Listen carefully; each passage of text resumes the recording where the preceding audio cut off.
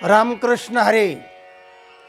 मूकं करोति वाचालं पंगुं लंघयते गिरिं यत्कृपा तमहं वंदे परमानंद माधवम. सज्जनो, आज नाश अटळ आहे हे केलं तर, मोक्ष निश्चित आहे हे केलं तर, दोन्ही करणं माणसाच्या हातामध्ये आहे आणि त्याला आधार आहे संत आणि शास्त्र. आता संतांच्या आपण सहवासात असलो, त्यांच्या मार्गदर्शनाखाली असलो तर आपण नीट मार्गाने जाऊ. पण आपण होऊन जर आपण शास्त्र वाचू लागलो, शास्त्रार्थ जाणण्याचा प्रयत्न केला आणि तसं वागण्याचा प्रयत्न केला तर तिथे मात्र नक्की धोका आहे. कारण मनोमार्गे गेला तो तेथेच मुकला. तुमच्या मनाने जर तुम्ही शास्त्र वाचित चालले, अर्थ काढीत चालले, तसं वागायला लागले तर नाश निश्चित आहे. आणि संतांच्या मार्गदर्शनाखाली जर तुम्ही शास्त्रार्थ जाणून घेतला आणि तसं वागले तर मोक्ष निश्चित आहे. काय करायचं ठरवा, मार्ग निवडा आणि मग त्या मार्गदर्शनाखाली चालायला लागा. तुम्ही नक्की आनंदमय मंगलमय होणार, यात संशय नाही, भरवसा नक्की आहे.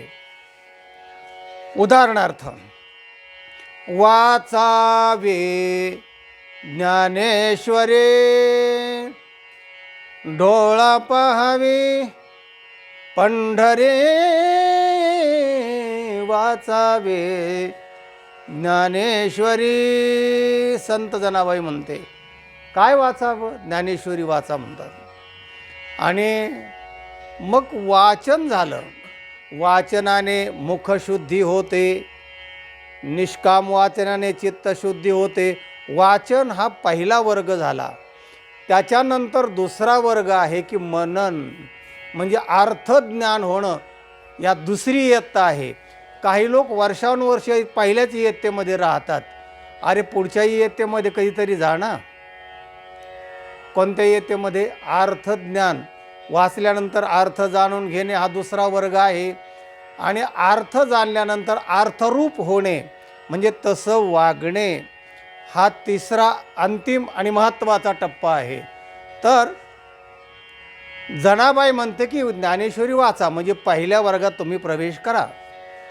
नामदेव महाराज मात्र असं म्हणतात, नामा म्हणे ग्रंथ श्रेष्ठ ज्ञानदेवी. ग्रंथ श्रेष्ठ आहे आणि कोणता? ज्ञानदेवी. एक तरी ओवी अनुभवावे, एक तरी ओवी अनुभवावे. ग्रंथ श्रेष्ठ आहे ज्ञानेश्वरी, पण त्याच्यातली एक तरी ओवी अनुभवा, असं नामदेव महाराज म्हणतात. आता अनुभव म्हणजे तिसऱ्या वर्गातला हा सांगतायत. म्हणजे वाचावी ज्ञानेश्वरी, अर्थज्ञान जाणून घेणे आणि मग अर्थ रूप एखादी तरी ओवी तुम्ही अनुभवा, असं नामदेव महाराज म्हणतात. आता इथे खरा आपला हा व्हिडिओचा भाग आहे की नामदेव महाराज म्हणतात तसं एक तरी ओवी अनुभवावी असा अर्थ आपण घेतला आणि तो जर जाणून घेतला नाही तर त्याचा गैरार्थ होऊन आपणाला निश्चित नाश अटळ आहे. कसा तो बघा. ज्ञानेश्वरीमध्ये सगळे विषय आलेले आहेत. म्हणजे ज्ञानेश्वरी हा स्वतंत्र ग्रंथ नाही आहे, हा श्रीमद भगवद्गीतेवर आधारलेला टीका ग्रंथ आहे. माऊलींनी त्याचा अर्थ ओवीबद्ध रूपाने मराठीमध्ये आणलेला आहे. तेव्हा तो ग्रंथ भगवद्गीतेवर आधारित आहे. त्याचं भाष्य आहे भगवद्गीतेवरचं, टीकात्मक ग्रंथ आहे तो. तर त्याच्यामध्ये सगळे विषय आलेले आहेत. जे गीतेत आले तेच ज्ञानेश्वरीमध्ये येणार. आणि भाष्य म्हणून ज्ञानेश्वरीच्या रूपाने ज्ञानेश्वर महाराजांनी अधिक आणि कमी अधिक खुलासा केला असेल, कारण ते भाष्यकार आहेत. भाष्यकार, विवरणकार हे सगळे लोक जे असतात ना, ते आपलं स्वतःचं पण मत मांडू शकतात. तशाप्रमाणे त्यांना अधिकार असतो. तेव्हा ज्ञानेश्वरी आम्ही रोज वाचतो असं म्हणलं कोणी? महाराज लोक सांगतात, प्रबोधनकार सांगतात, ज्ञानेश्वरी वाचा. रोज 5 ओव्या आम्ही वाचतो, पिढ्यानपिढ्या वाचतो. बरं, त्याच्या पुढेवर दुसऱ्या वर्गात कोणी गेलं आहे का? हां, आम्ही अर्थ पण जाणून घेतला. बरं, ठीक आहे. मग तुम्ही एखादी ओवीचा अनुभव घेतला का? नामदेव महाराज म्हणतात तसा. कोणता?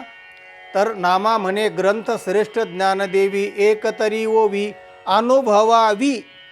एकतरी ओवी, एकतरी असं घातलं आहे. एकतरी ओवी अनुभवा ना.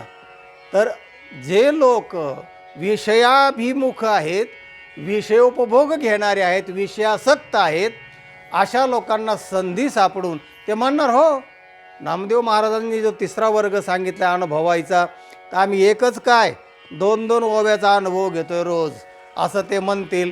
आणि त्याला पुष्ट्यर्थ 16व्या अध्यायात मधले 334 आणि 35वी ओवी ते देऊ शकतात.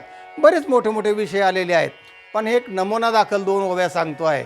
ते म्हणतील, हे बघा, हा ज्ञानेश्वरीतली ओवी ऐका. स्त्रिये गायिले ऐकावे. आम्ही अनुभवतो, स्त्रियांचं गायन आम्हाला फार आवडतं. स्त्रिये गायिले ऐकावे, ऐकतो आम्ही. स्त्रीरूप डोळा देखावे. बघा, ज्ञानेश्वरीतच सांगितलेलं आहे, स्त्रियेचं रूप डोळ्याने पाहावं, डोळे भरून पाहावे, सुंदर ते ध्यान, असं आम्ही पाहतो. सर्वेंद्रिये आलिंगावे. स्त्रियेतेची आणि सर्व इंद्रियाने स्त्रियेला आलिंगन द्यावं, आम्ही हे करतो. दुसरी ओवी त्याच्यानंतरची, कुरबंडी की जे अमृते, ऐसे सुख स्त्रिये परवते, नाहीची म्हणून चित्ते निश्चयो केला. कुरबंडी की जे अमृते, अरे अधरामृत जे आहे स्त्रियांचं, आणि असं जे स्तुक स्त्रियापेक्षा दुसरं कोणतंच नाही, म्हणून आम्ही चित्ताने निश्चय केलेला आहे. याचा खुलाशेवार अर्थ सांगत नाही, कारण हा अर्थ अधोगामी आहे आणि खुलासा घेण्यासारखा इतका छान अर्थ तो नाही आहे. म्हणजे विषयांध लोकांसाठी ते तुम्ही तो अर्थ जाणून घ्या, मी याचा उहापोह करत नाही. तर अशा प्रकारच्या ह्या 2 ओव्याचा आम्ही अनुभव घेतो, असे ते विषयांध लोक म्हणतील, समर्थन करतील. कारण तशा लोकांना तेवढंच पाठ करतात आणि तेवढंच ते वाचित असतात. कोणाला मारामाऱ्या खेळायचा नाद असेल, आपली इष्टपूर्ती करायची असेल, क्रोध शमन करायचा असेल, तर त्यांचा अभंग पाठ असतो. हा, नाठाळाचे माथी मारो सोटा, तुकाराम महाराज काय म्हणतात, नाठाळाला काठीने मारलं पाहिजे, डोकं फोडलं पाहिजे त्याचं, म्हणजे नाठाळ हेच ठरवणार आणि मारामारी खेळणार आणि तुकाराम महाराजांचं नाव मध्ये घालणार. सांगायचा मुद्दा असा की शास्त्रार्थ तुम्ही तुमच्या मताप्रमाणे घेता, तुमच्या मताप्रमाणे, आणि तुमचा विषय पूर्ण करण्यासाठी त्याचा आधार घेता. पण अशा आधार घेतला आणि असं जर वागले तर नाश मात्र अटळ आहे, असा ह्या विषयाचा आजचा अर्थ आहे. भर्तृहरीने एक छानपैकी श्लोक सांगितलेला आहे, विष आणि विषय. विषयस्य विषयानांच दृश्यते महदंतरम. विषस्य आणि विषयानां, विष आणि विषय याच्यामध्ये महद अंतर आहे, मोठं अंतर आहे. दृश्यते महद अंतरम उपभुक्तम विषम हंती. विष पेल्यानंतर माणूस मरतो, पण विषया स्मरणादपि, पण विषयाचं नुसतं ध्यान जरी केलं ना तरी मनुष्य अधोगतीला जाऊ शकतो, असं भर्तृहरीचं म्हणणं आहे. तात्पर्यार्थ असा आहे, विधी आणि निषेध या 2 गोष्टी शास्त्रार्थ सज्जनाकडून, तत्त्वज्ञानाकडून, अभ्यासकाकडून जाणून घेतला पाहिजे. आणि मग तुम्हाला ठरवायचं ऊर्ध्व जायचं आहे का अधोगतीला जायचं आहे. या 2 गती आहेत, त्या विधिनिषेधामध्ये आहेत, हे दोन्ही जाणून घेतले पाहिजे. शास्त्रामध्ये दोन्ही आहेत. तुम्ही तुमच्या मताप्रमाणे घेणार आणि तसं वागणार तर त्याच्यामध्ये तुमचं कल्याण होईल असा मात्र नाही. कल्याण होईल, पण त्याच्या दुसऱ्या बाजूने तुम्ही गेलात तर, इंद्रियांना तशा पद्धतीने तुम्ही वळण दिलं तर. आणि म्हणून एका गीतकाराने असं फार छान गीत म्हटलेलं आहे, तो जपून टाक पाऊल जरा, जीवनातल्या मुसाफिरा तो जपून टाक पाऊल जरा. विधी आणि निषेध जाणून घ्या. शक्य आपल्याला काय आहे, योग्य काय आहे, आवश्यक काय आहे हे तज्ज्ञाकडून जाणून घ्या. शास्त्रार्थ तुमच्या मताप्रमाणे लावू नका, तर तो जाणून घ्या आणि मगच तशाप्रमाणे वागा.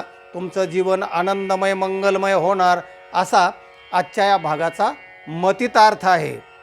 हा व्हिडिओ इतरांना पाठवा, लाईक करा आणि ज्यांनी चॅनलला सबस्क्राईब केलं नाही त्यांनी सबस्क्राईब करा. आनंद घ्या. रामकृष्ण हरी.